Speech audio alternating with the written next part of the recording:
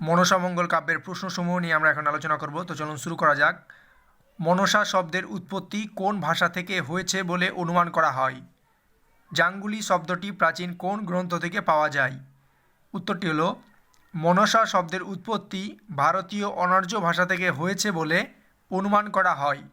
জাঙ্গুলি শব্দটি প্রাচীন সাধনমালায় পাওয়া যায়। মনসামঙ্গলের কাহিনী অনুসারে চাঁদ সাগর কার পুত্র? তিনি কোন দেবতার উপাসক ছিলেন? মনসামঙ্গলের কাহিনী অনুসারে চাঁদ সাগর বিজয় সাধুর পুত্র। তিনি অর্থাৎ চাঁদ সাগর শিবের উপাসক ছিলেন। মনসামঙ্গলের কাহিনীতে কোন নদীর কথা পাওয়া যায়? মনসামঙ্গলের কাহিনীতে গাঙ্গুর নদীর কথা পাওয়া যায়।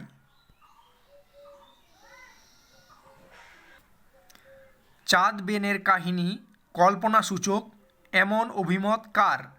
চাঁদ বেনের কাহিনী কল্পনাসূচক এমন অভিমত দীনেশচন্দ্র সেন মহাশয়ের। চাঁদ সাগরের ঐতিহাসিকতা সম্পর্কে আপনার অভিমত দিন। মনসামঙ্গলের চাঁদ সাগর মূলত পৌরাণিক চরিত্র, কিন্তু কেউ কেউ চাঁদ সাগরকে পূর্ববঙ্গের চন্দ্ররাজ বংশের শ্রীচন্দ্রদেব বলেই মনে করেন, আর তার নগরী চম্পককে মগধের রাজধানী চম্পক বলে মত দেন। মনসামঙ্গল কাব্যে মূলত কোন রসের আধিক্য দেখা যায়? এই রস সৃষ্টি কোন কবির কৃতিত্ব অধিক? মনসামঙ্গল কাব্যে মূলত করুণ রসের আধিক্য দেখা যায়। এই রসে সৃষ্টিতে কবি নারায়ণদেব অতুল্যের কৃতিত্ব অধিক। সমস্ত মনসামঙ্গল কাব্যের মধ্যে কোন কবির কাব্য অধিক প্রচার লাভ করেছিল? সমস্ত মনসামঙ্গল কাব্যের মধ্যে কবি নারায়ণদেবের কাব্য অধিক প্রচার লাভ করেছিল। বাংলা কাব্য সাহিত্যে কোন কবির রচনায় প্রথম ছন্দ বৈচিত্র্য দেখা যায়? বাংলা কাব্য সাহিত্যে মনসামঙ্গলের কবি বিজয়গুপ্তের রচনায় প্রথম ছন্দ বৈচিত্র্য দেখা যায়। বাংলা কাব্য সাহিত্যে প্রথম ব্যজস্থিতি অলঙ্কার কোন কবি ব্যবহার করেন? বাংলা কাব্য সাহিত্যে প্রথম ব্যজস্থিতি অলঙ্কার ব্যবহার করেন মনসামঙ্গলের কবি বিজয়গুপ্ত। মনসামঙ্গল কাব্যের আদি কবি কে? কীভাবে এই তথ্য জানা যায়? মনসামঙ্গল কাব্যের আদি কবি কানা হরিদত্ত।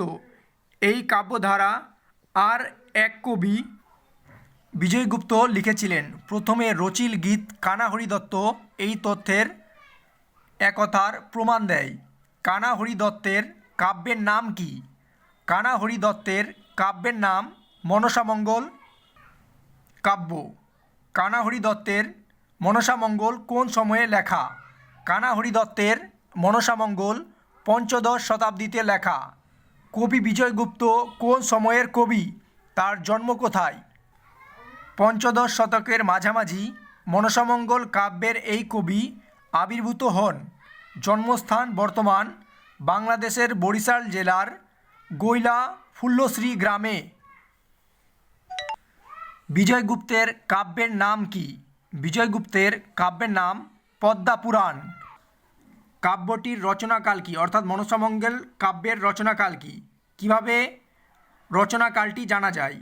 পদ্মাপুরাণ কাব্যটির রচনাকাল 1494 খ্রিস্টাব্দের পর।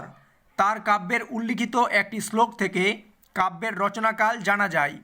কাব্যটির রচনাকাল জ্ঞাপক শ্লোকটি হল: ঋতুশূন্য বেদশশী পরিমিত শক, সুলতান হুসেন শাহ নৃপতি তিলক। মূর্খে রচিল গীত না জানে মাহাত্মা। কে কার সম্পর্কে একথা বলেছেন?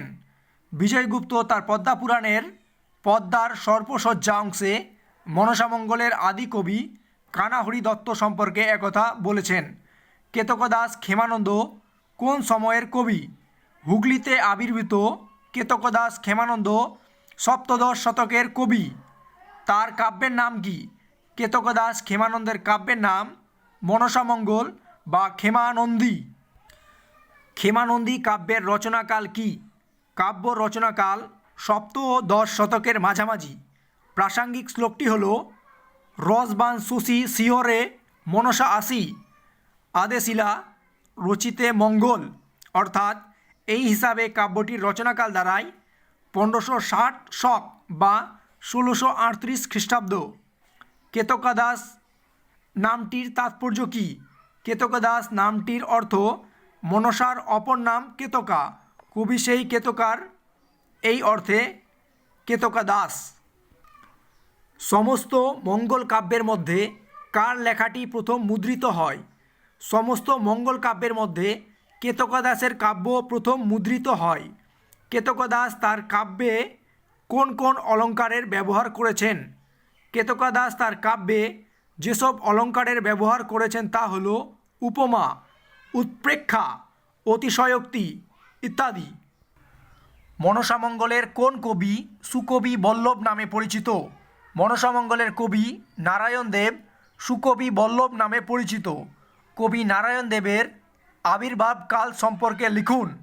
এই কবির আবির্ভাব কাল নিয়ে নানা পার্থক্য আছে। মোটামুটি যে সিদ্ধান্তে আসা গেছে তা হলো পঞ্চদশ শতকের শেষ লগ্নে কবির আবির্ভাব কাল। নারায়ণ দেবের কাব্যর নাম কি? নারায়ণ দেবের কাব্যের নাম পদ্মাপুরাণ। পদ্মাপুরাণ কাব্য কয়টি খণ্ড আছে ও কি কি?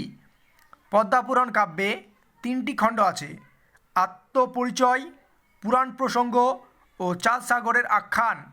নারায়ণ দেবের কাব্য আসামে কি নামে পরিচিত? নারায়ণ দেবের কাব্য আসামে সুকন্যানীর পদ্মাপুরাণ নামে পরিচিত। নারায়ণ দেবের কাব্যে অন্য কোন কাব্যের প্রভাব আছে? নারায়ণ দেবের কাব্যে প্রভাব আছে কালিকা পুরাণ, শিব পুরাণ ও কালিদাসের কুমার সম্ভবম কাব্যের। নারায়ণ দেবের কাব্যের কোন অংশে কুমার সম্ভবম কাব্যের প্রভাব আছে? নারায়ণ দেবের কাব্যের রতিবিলাপ অংশে কুমার সম্ভবম কাব্যের প্রভাব আছে।